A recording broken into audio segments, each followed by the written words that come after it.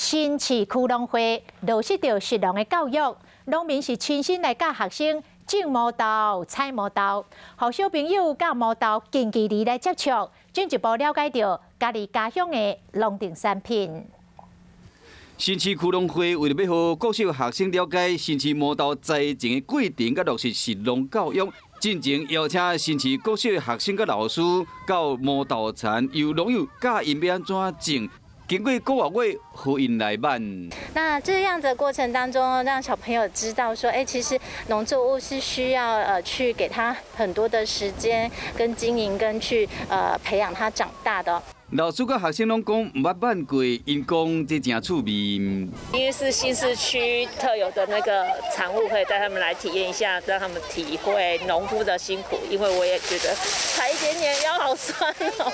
我很爱吃毛豆，我超爱吃。为什么喜欢吃毛豆？因为感觉那个蛮好吃的。毛豆是农会全力推广的农特产，希望讲透过栽种甲采收的体验活动。和国小学生进一步去认识毛豆和新市毛豆产业，会使继续发展。